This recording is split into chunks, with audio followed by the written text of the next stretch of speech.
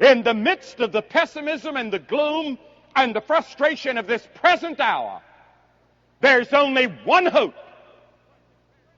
And that hope was expressed by Jesus Christ when He said, "If I go and prepare a place for you, I will come again."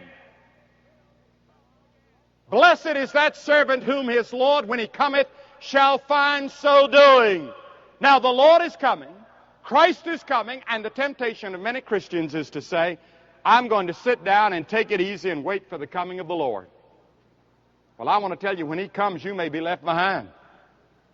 You remember the 5 foolish virgins in the story Jesus told about? They thought the Lord had waited and waited and waited, and they got a little tired. The oil in their lamps was gone. When He came, they were left behind. The Bible says, "Blessed is that servant whom his Lord, when He cometh, finds so doing." If I knew that Christ was coming tomorrow, do you know what I'd do? I'd do just what I'm doing today. We ought to live every day just as though the Lord's coming. You ought to have your bags packed and ready. You ought to not have your roots too deep. You ought to not have too big a bank account to worry about. That's the reason the Bible says we're to give to the poor, and we're to give to the church, and we're to give to Christian work. We're to be stewards.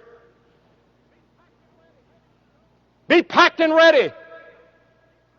Ready to go. Working. Winning others to Christ. Witnessing for Christ.